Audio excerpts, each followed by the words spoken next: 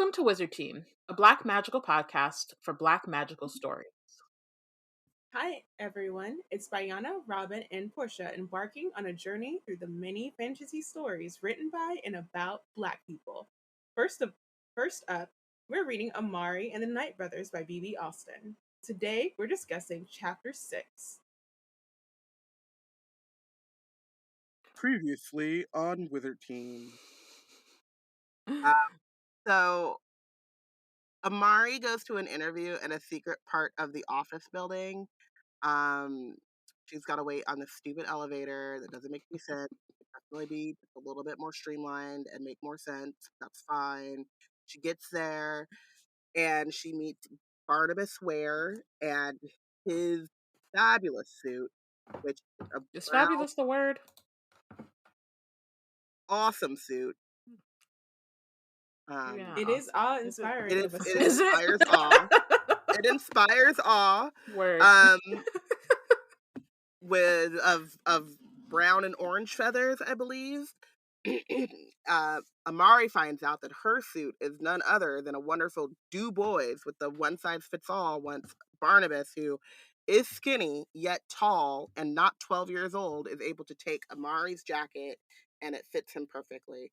And then Amari is like, wait a second, magic. And I'm like, girl, now, like you were at the boats of Atlantis or whatever. Like, yeah, magic.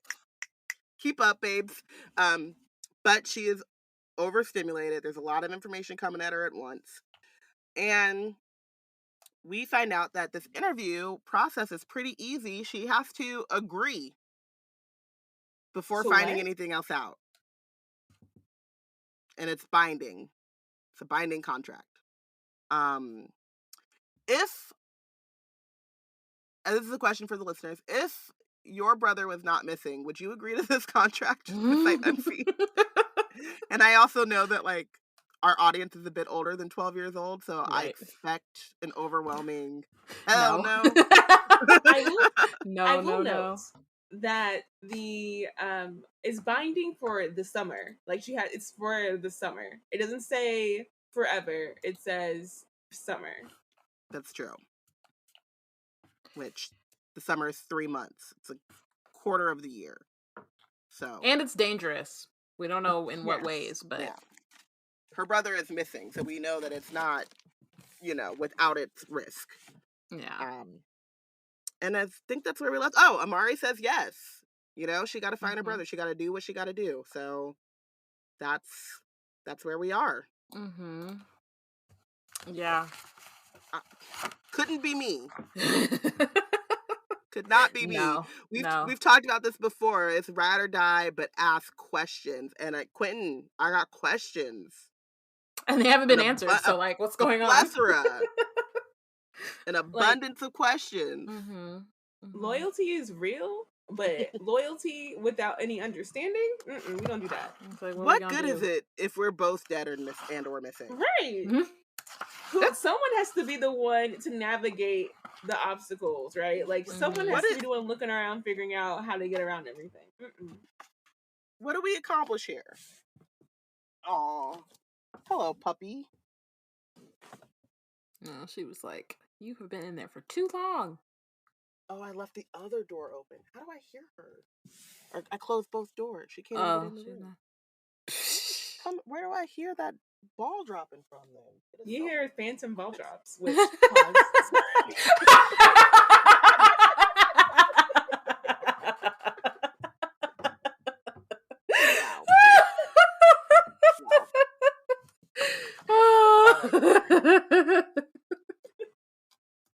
Is it Stockholm syndrome? Maybe. We don't know. I'm ignoring that other part. Yeah, so what were we doing? What were we talking about? I guess we're going into sorry. Okay. So Amari she said yes, she's ready. Mr. Ware leaps out of his seat. It's like, congratulations, a fantastic decision. Always a pleasure to bring a fresh face into the Bureau of Supernatural Affairs. So again, Amari don't know what the fuck that means. So she's like, huh? So then the first time she's heard the full name for the the bureau. full name. Like, She's like, the what? Like, you are not. Please tell me. So Mr. Ware says, go to any corner of the world and you'll find tales of beings and creatures that only seem possible in our imaginations. What if I told you that living among us are all the beings we've come to pass off as myth? Trolls and sphinxes, mermaids and oddities you could see with your own eyes and still not believe. These and countless more dwell in our towns and walk our streets. One might be your neighbor or even your favorite teacher. So it's like, I don't know. I kind of like this. Again, obviously, like, would have been nice to have sooner for Amari, but I do like that it is like, there's so many different things. You know what I mean? It's from all corners of the world. There's not just like this one type of supernatural being. It's like all the things in the stories that you've read and the movies you've seen, like, they're real. They're just underground or like hidden in different ways.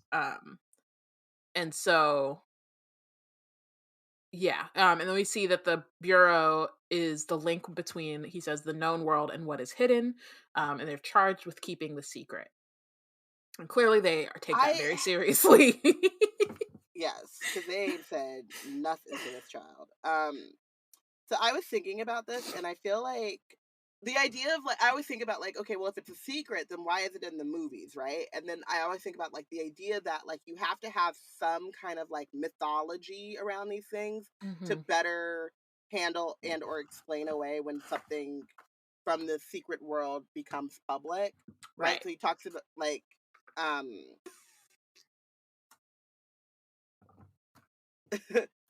the werewolf line. Did we do that part? Whatever. Not yet, but it's right next. It's next up. Yeah, but like, so just like if you actually saw one of these supernatural creatures, you can kind of be tricked into being like, oh, that was my imagination, because it is something that exists in the collective imagination, and like that's why media is so powerful. Yeah, and I think even too now with like fandom. Yeah, I think now too, like, you know, folks be dressing up. Janelle Monáe was walking around in a whole, like, 2 whole costumes. She was a rabbit. Like, you know what I mean? Like, people can just, like, with the right resources and, like, you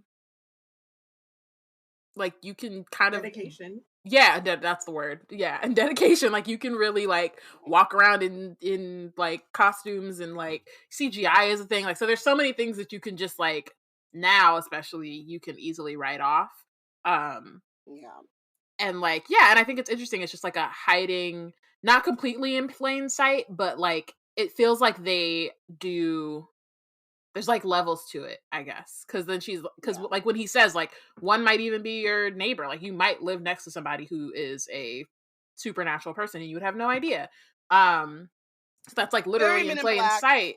Yeah, exactly. Very Men in Black. And I think, like, I just think that's super dope. The way that they kind of, like I said, again, because there's levels, because then there's other things that you have no clue exist, right? Like the International Railways of Atlantis, like, that's not in plain sight, that's underwater. So there's, like, different ways that they keep this secret, which I think is interesting, and more than just, like, don't tell anybody. So yeah, so then Amari is kind of like, so if that's true, don't people have a right to know if a werewolf is sitting next to them on the bus? And then Ware goes, thankfully, werewolves tend to be trained people, which is not the answer, but, like, cool fact. It's a fun fact, but then it's also, what kind of train? Are we talking about, like, the subway train? Are we talking about BART? Are we talking about, like, by the rail? Is it the Amtrak? Right. Amtrak, which, you know, in a lot of parts of the country we don't have access to. Like, how, in what world is it better that they are trained people than they are bus people? Right. The way he says, thankfully, in the world of living in California, that's where, because I was like, cool. We don't have that. And then I thought, I'm about to get on a call with Porshèa, and she might have a problem with that. She takes the train, right. I was like, there'd be more people on the train than there are on the subway than there are on buses. And not yes, California. Not in California. Buses, so if someone hulks out on a bus, is a problem. Right. It's still a problem underground. That's a real problem. Yeah. I don't know. I just like how my favorite was that he said thankfully, as opposed to, like, that's what I was. Because if saying, if he had It's said, like, like, sir. fun fact, they tend to be trained people, then it's like, okay, cool, that's just a fact. He's like, no, Right. thank God they're trained people. You're like, what? I'm like, why is that better? What? In Atlanta, the people use buses more than they use trains. It's better for her. I'm saying it context, you know? Oh, it's so I funny. still think that buses. Regionalisms. Then that also makes me wonder, do werewolves not generally live in Atlanta or in California because the train system is lacking? Right. But also, my question is, Maybe are they there's like, there's they a lot not more access werewolves to near you. In New York.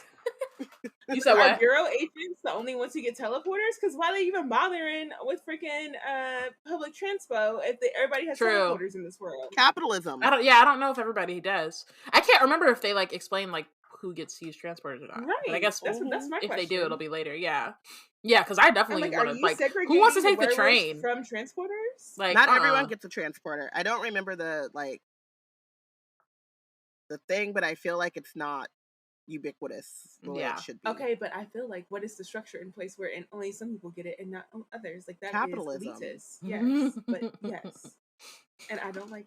I love that we have like the Bureau of Supernatural Affairs, but we can't fix capitalism. You know. Oh well, it bees that way sometimes. Yeah. So we find okay. So he says why the supernatural world is kept secret is peace of mind. He says people tend to fear what they don't understand, and fear can far too easily become hatred. He brings up the Great Bug Conflict of '69, where the Society of Sentient Insects created people repellent spray. And he was like, you'd be surprised how quickly reason goes out the window when bugs start spraying back. And you know, it's valid. the point is made. The point was made. I also find it really funny because like I obviously we like completely understand, right? Like peace of mind and people having issues with like the unknown or things that are not like them. And my thing was like, well, make them known and give people education and all this stuff. And then I was thinking about like our actual world, and I was like, oh. I literally had that too because I was like, if at first I was like, you know, you could normalize the supernatural, like. Yeah. Even before, because at some point the bureau wasn't a thing. Like at this point, it'd definitely be harder because it's like clearly an established thing, and so it'd be harder to like reintroduce the supernatural into like the known world. But way back when, I'm like, at some point y'all could have just, you know, been like, hey, look, we all exist. Let's coexist together. We see each other. But clearly there is like, then I too thought like, okay, but folks in this world can't even get over skin color. So right. Imagine a werewolf on the train. You know, but then it's like, it's one of the things I like most about like Mercy Thompson.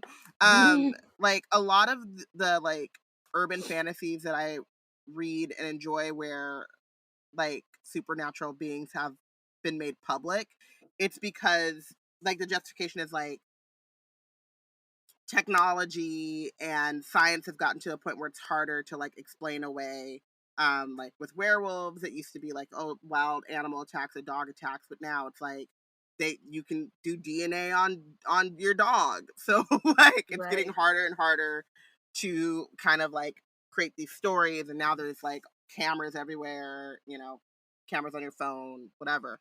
And so they feel like their only recourse is to go public because they're having a harder time hiding. And I was thinking like the opposite of that is something like the Bureau of Supernatural Affairs, where then you create this huge bureaucracy to continue to be able to hide these things in which like a changing world is making it harder and harder.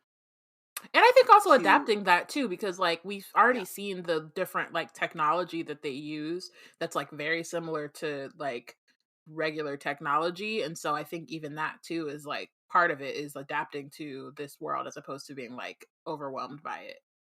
Yeah. For me, I like the whimsy of this, like that the bugs fought back by making people repellent. And for me, it felt like that for me. I also kind of felt like a like some level like indigeneity kind of thing of like we were here first, y'all came and messed with our Now where you we trying to were, spray and us. y'all came up in here and then try to spray us out of a place we were already sitting. So no, y'all go somewhere else.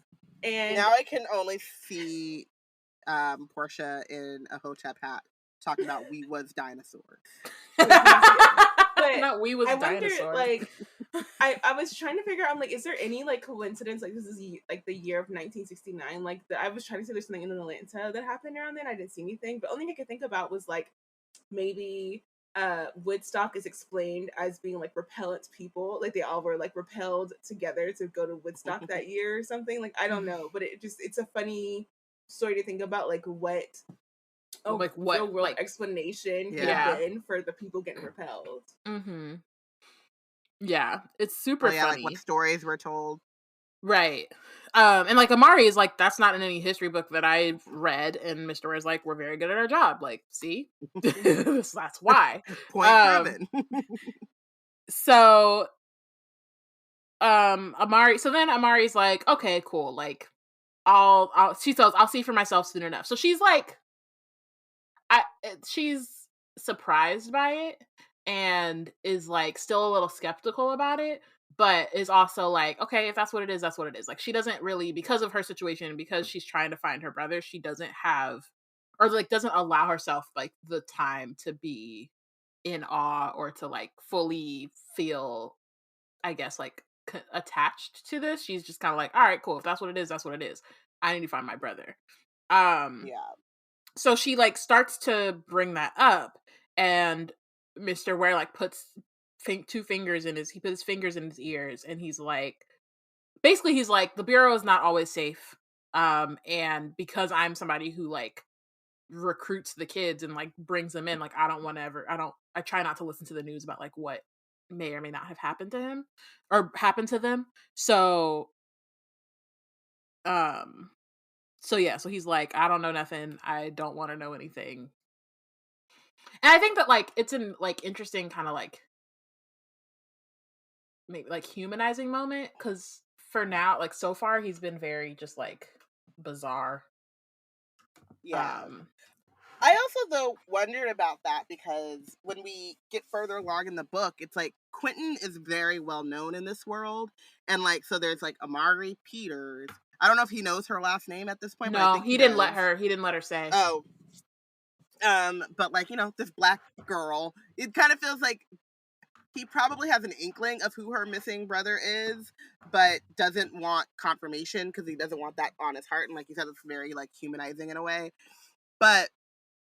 Also, my thought was like, how many missing children are there, and why are you still recruiting them? Yeah. Why are we still? I mean, he says, I don't know if there's so many missing, but just like he's like, it's dangerous. It's dangerous. Yeah, on the similar tone on that note, I was very much like, I was taken by him saying, I can't say I know of anyone who has died or gone missing. So he literally has removed himself from hearing at all about anyone who's gone missing or has died. He has removed himself from the ability of knowing if anything has happened that way. And that's what you said got me. Like when I wrote the note, I wrote like, as well known as Quentin is in this world, this man is saying that he doesn't know if anyone has gone missing or to his knowledge, he has no idea if anyone has gone missing or has died. And I'm like, that must be some real deep burying your head in the sand. Like, how... That's what the covering your ears is for, because like he can't say that like plausible deniability, but like, come on, man, like right. But I'm like, he has to really be in deep to not like to have to his knowledge. He knows no one. He knows of no one. Yeah. He's like, nah. But I mean, also like, it's wild. It's like very efficient way of protecting your peace. Honestly, like I don't know. He's got a lot of things blocked. And that's why I also feel like it's like an evil empire kind of thing. It's like, you know that you potentially could be sending people to their doom, and you're like, the only way I can sleep at night is by to not know the fact. It's to remove myself from reality. Yeah. I mean, and also the whimsy of his outfit. Like all the energy I could take of being worried and anxious, my outfits. Boom. The boy. Yep. I'm putting that on. It's one thing I can control. I know it's gonna fit. I have not watched PBS NewsHour in over a year, so I get it, sir. Like, I can't judge you too much because I'm right off, like, it's like since January 6th, really, I've been like, yeah, do I need constantly to be knowing what's going on in this world? Ooh, ghetto. No, thank you. So, like Bayana said, very human. I understand the impulse. Totally.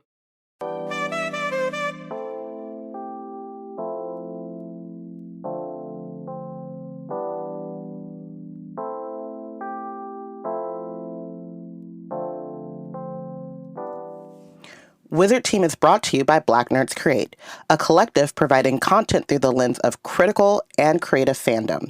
If you want to support or partner with BNC on projects like Wizard Team, let's build. Find out how at blacknerdscreate.com/support.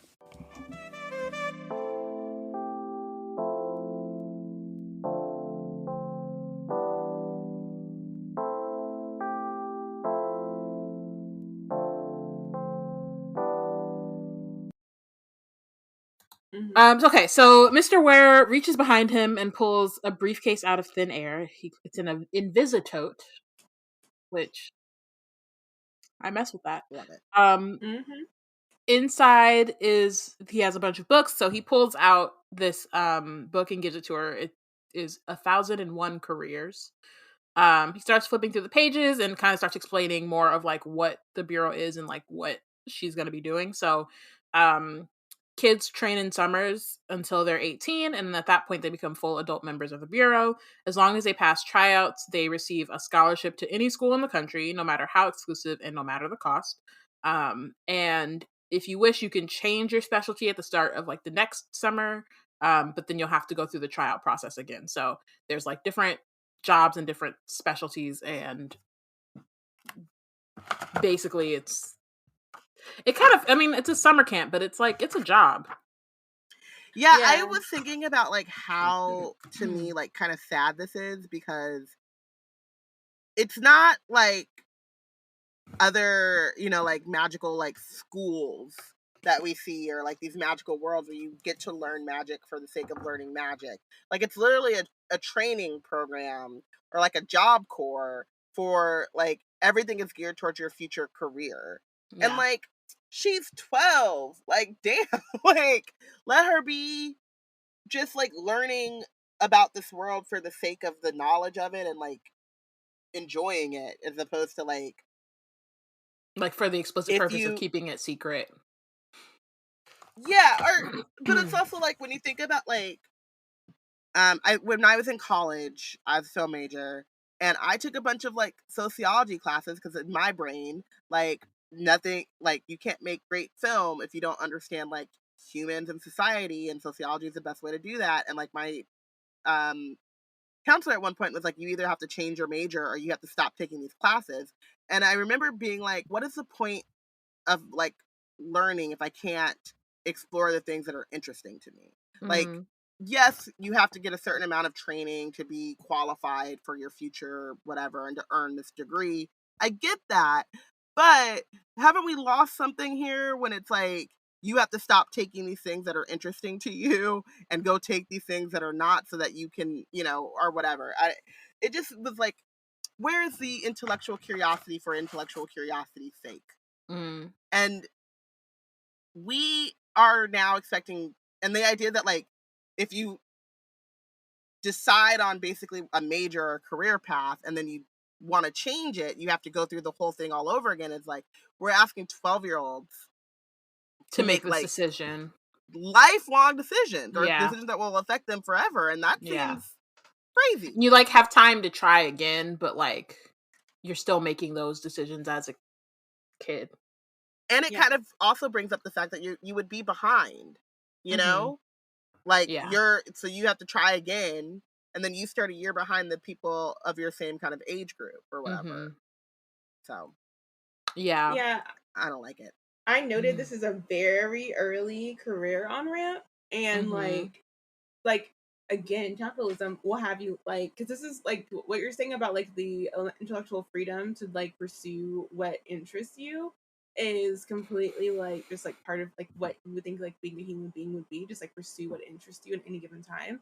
However, because of the capitalist system, like this is actually probably seen as a really good program because it actually sets people up to have careers. Because I remember seeing this recently on Twitter. People were talking about like how amazing it would be if colleges actually made sure to link you up with a job as you graduated, where it doesn't have to become on your impetus as the person to find a job. It's on the college to make sure your place within your field of training.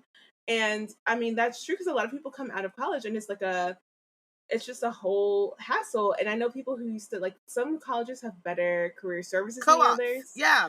I almost went to one. Colleges have some career services centers just like some people will network with the career services center enough for them to have enough interest in them, and then that's how they get it. It's not the same for any person who goes through the school, and particularly for the kids who have legacy or connections to put them where they want to be in the first place, because there's so many people who could probably, if they have the right connections, major in whatever they want as long as they finish a degree and then go still work at a $1 million firm afterwards because they got to do what they want and they had the connections to get them where they wanted to go. So it's whatever.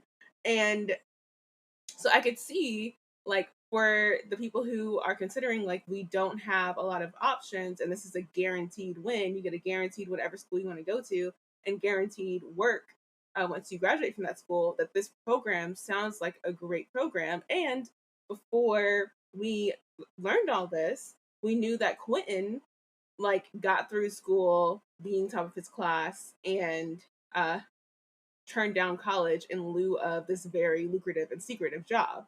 So it's really interesting how it's set up to sound like the best option, especially for people who don't have other options. Yeah, definitely. It's like taking advantage, basically. Yeah. Okay, so we find out that like so the book lists like every job classification the Bureau has, and then what positions you're allowed to pursue depends on your potential and ability. So that's the other thing is you don't have like the pick of, you can't just choose whatever. Yeah, like you have to have a specific rank. So we see what like what is his name, Mr. Ware, sorry. We see his job in there. So it's Department of Supernatural Licenses and Records, recruiter. Minimum badge is wooden, and then chief responsibilities is meeting with nominated children to offer a spot to the summer training sessions.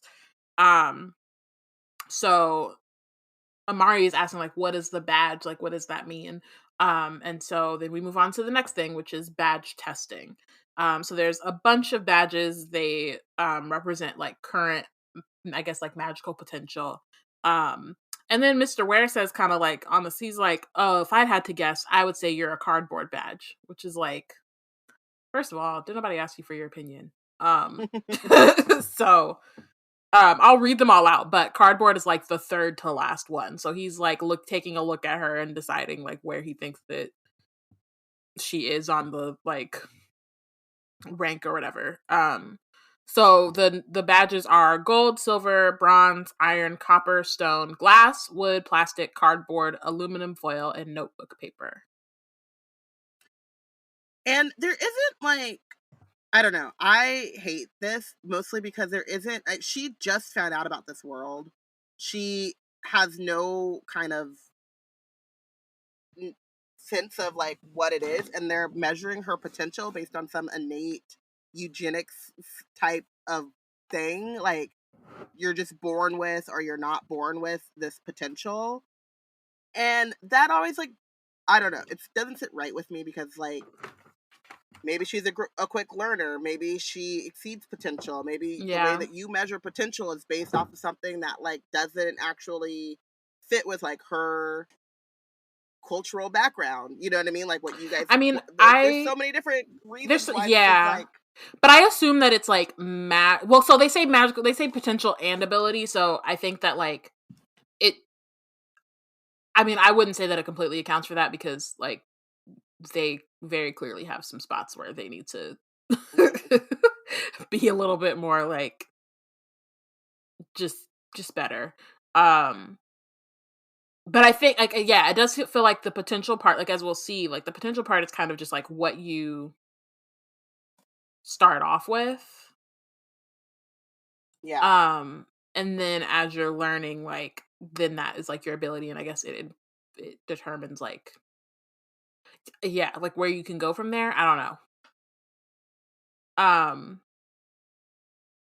So yeah, so she's like, so she sees cardboard and she's like, of course the black girl from the projects would have an awful badge. Why would I think the supernatural world is any different from my own? Which is, yeah, like literally kind of where we're at right now, especially with Mr. Ware, like, again, offering up like his unsolicited opinion. He has no idea. Like, it's an instrument that she has to try. Like, you can't just look at somebody and know what their potential is. And so And just he's like like the really fact that she basing it has on the to, fact that she like didn't know what magic was when she walked in the room. Like, right. and it's like, sir, I Y'all feel like are good at your jobs. Like, what do you want? yeah. What do you want her to But say? I also feel like he's also probably like thinking that he's being helpful. Like, he's probably thinking like, oh, let me set her expectations low so she doesn't feel like upset if she doesn't get a high one. But it's like, how about you just keep your mouth shut? How about you just not? Yeah. It like messes with her self-confidence, like, from the jump. From beginning, exactly. Yeah. She's already starting from behind.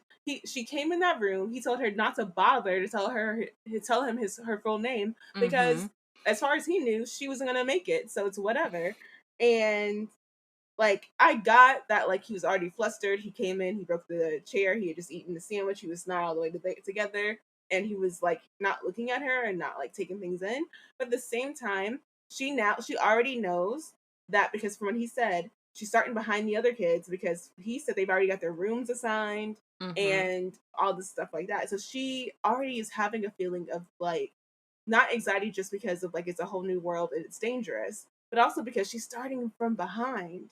Like, and now he's also trying to reinforce, you're going to be behind, you're going to be low, you're not going to be very far. And it's like, sir, you don't have to keep reinforcing these things. You have to and you don't know. You don't know. You literally have no clue. And it's also, for Amari, like we said, like, the stakes are really high for her, right? Like, it's not just like, oh, she wants to get in the summer program and do well. She wants to find her brother. So she wants to be in the best position to do what she needs to do to find her brother. And so all of these things is like really like messing with her self-confidence, and that's really important because her stakes are higher than just like finding a good job, which is nice, but yeah. So he gives her this like thing that looks like a thermometer, or works like a thermometer. It's like a long plastic tube, but there are no numbers. So she puts the thing in her mouth. It's only under her tongue for like a second before Mr. Ware pulls it out, and then the red liquid rises all the way to the top so fast that it shatters in his hands. Like so he goes. The thing that got me was that she said that she blows off a piece of lint and then sticks it in her mouth, and I was like, y'all are gonna sanitize this? Y'all are gonna spray it down with some, like, sir, COVID. This is how COVID started. From the Bureau of Supernatural Affairs. Yep. He just got back from God knows where his vacation was. In his parrot suit. We cracked it, guys. We figured it out. So he frowns and he says, interesting. And then Mari's like, good interesting or bad interesting?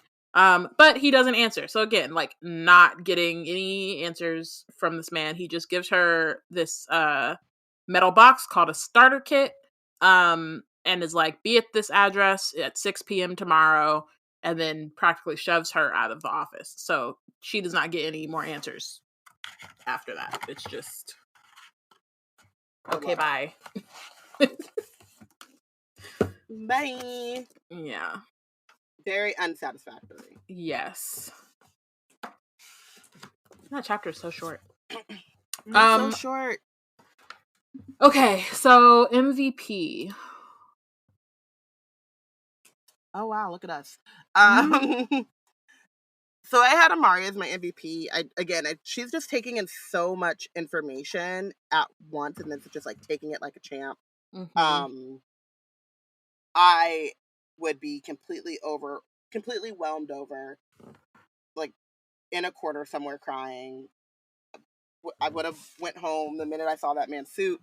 Had to pick off some lint to put this thing in my mouth. Like, I just, no, gotta go, gotta blast. And she's just rolling with the punches, and so I gotta give it to her. Yeah, I agree. I also made Amari my MVP for similar reasons, just like dealing with a whole lot of new information, plus microaggressions, plus her brother's still missing, plus she's definitely in trouble when she gets home. So it's just like it's a lot, and she's like she's doing what she can do. And yeah, and it's very much like not that pressed about the fact that this is like this whole new world, like whole new magical thing. She's just like, all right, cool, what's next? And it's amazing. Yeah, I definitely would not have handled this much information and new stuff and where the existence of werewolves. I wouldn't be so cool about it. Couldn't be me. I too made Amari my MVP for all the things you've said, and also the fact that like she's very, even though each time she's tried to ask a question thus far, she's been rebuffed, she's still not letting go. She's still going to be inquisitive. She's still going to do as much as she can to not only figure out if she can learn anything about where her brother is, but also like she couldn't ask any questions about this agreement that she just made. But now that she's made the agreement, she's like, okay, all the questions I can, because what is going on? And while they don't get answered, she still is advocating for herself by herself and is doing it as well as she can. And I admire that for her. I feel sad for her that that's what she has to go through. And I feel like we've all been in similar situations where you're like young and not having to advocate for yourself when you're really like someone else should be doing it for you. And just like that's kind of part of like growth, but also it's like a kind of sad kind of growth, because you know that there are people who have someone who can stick up for them all the time, and you're thrust in that role. It's like, crap, like here I am trying to do something that I'm not quite prepared for, but I'm going to do my best. And she really does the best she can. Agreed. Amari. Benched, I'm gonna say Barnabas, because he is really not good. Like, I feel like if you're recruiting somebody for a job, you need to give them more information, and also like not let your own stuff bleed into this. Like, it's just like, please relax. And also like tell her what that means that she shattered the thing. Like, why are you now? You're like, okay, that's it. Thanks for coming by. I can't tell you anything until you agree, and now that you've agreed, I can't tell you anything. I continue to not tell you anything. At no point would I tell you anything, because I want to get back to vacation. And like facts, but like, yeah, but also I'm like, I would assume that if you did it and like it didn't shatter, like it went up to a certain level, wouldn't he be like, oh, interesting, here, you're a cardboard badge, or you're a glass badge, or whatever? But instead he just literally shattered. So like that's not supposed to happen, I'm assuming. And instead of being like, yo, this is wild, it's unprecedented, I don't know what this means, like even if he didn't know what it means, like to say that would have been, I'm gonna need to do some research about this. But or you like, or you can expect to learn more about this when you come back tomorrow. I don't have the answers, but tomorrow I got you. I'll look into this for you. Yeah, I also benched Barnabas, mostly because he's a recruiter, right? And like that's not what what he's doing in this thing. Like he's more kind of just like onboarding or whatever. Yeah. Because a recruiter is going to sell you on why you want this job, why you want this place. Like they're gonna help, and they're also supposed to help walk you through the process. Like even if it doesn't go your way, you feel like there's someone who is helping you guide you through the process of what to expect. And he's just not. She knows nothing more than she did before she agreed, or maybe a little bit more. A little more. She knows like a little more because she got. Yeah, and she's gonna get the starter pack and whatever. But like, I don't think he does a good job of making her feel like, okay, I'm glad that I said yes, I agree. And that at least if I have questions, or at least if I am unclear about what's happening, I can ask Barnabas. my recruiter, Mm-hmm. which is what they're supposed to do. So I feel like the first time I read this book, I think that like Barnabas like eccentricity around this suit and the boys like got me more, so I wasn't so like um critical of him. But in this read through, I am way more critical of Barnabas, and particularly how much he is relying on the fact that he's part of this exclusive world and that it's a privilege for this girl who clearly doesn't know anything about it to be part of it. And he's using that as the explanation for why he doesn't even bother to like make her feel any more welcome to the world. He didn't, whenever he was talking about the suit with her, he was just like kind of like cluing her in to something that he found like very exciting or whatever, like his own interest, and like Quentin played into that, and that's why she was able to get through. But think about the fact that Quentin had to set her up in this way because he knew this man would not go out of his way to help her. Mm-hmm. And so that says a lot about Barnabas's character, that Quentin knew that this man would not go out of his way to help her unless he gave him a provocative reason to do so. And he goes out of his way to like make her feel unwelcome even more by not only like not giving her an explanation behind all these things along the way and even after she's accepted, but also like basically shoving her out the door. And it's just like that is uncalled for. And even if you're rushing it back to your vacation, you could be like, I will no longer be available this weekend, but like tomorrow, make sure you hit up this person. They'll be able to help you. Something. He's not doing any of that. No, he's just And like, go to this address and that's it. that's it. And get out of my office. Like, bye. Yeah. And Yeah. that is very rude. Like, would he be doing that? Or if it was someone who's connected's child, he wouldn't be doing that. Like, sir, no. I'm over yeah, it. it's really funny because when I first read it, I read Barnabas as like kind of like a DMV like worker, like just kind of over the bureaucracy, and I've been called in on my vacation type of thing. So similar to you, I think Porshèa, like the first time I was more predisposed to kind of like him because you know he's working on his day off, and um he's got a funny suit and he's whimsical and all the stuff. But then this read through, I was like, nah, man, your job is to like help these kids. It says in the like in your little thing that you gave her, you list out your Yeah. job duties and you're not doing them. Or you're doing them in a way that is, it seems, you're not like in preparation for a career. You're not preparing her for like summer camp. You're not helping her get prepared, and you're making assumptions about her and her skill level. And I don't like that. Yeah. Agreed. This is the first time I've like, oh no, I guess it's the first time since chapter 1 that I've actually benched a person. A person. I think same, but I also benched capitalism a bit because the reason why this is all allowed to happen is because Barnabas is over it. And also, but I don't know, he could also just, I don't know what he'd be like on a day that wasn't his vacation. And the fact that like the reason why no one is questioning the system or like making it better is because this all makes sense under capitalism. Like we're not gonna like push back at how the system works. We're just gonna let it function. But Barnabas being like the face of it and doing it in this way, like cannot go in, like he is very much like the bitch person in this episode. Like why would you do like why? Sir, Yeah. go get Why an are you attitude this adjustment. way? I don't know. Figure this out. Yeah. So thank y'all for listening. Join us next week when we discuss chapter 7.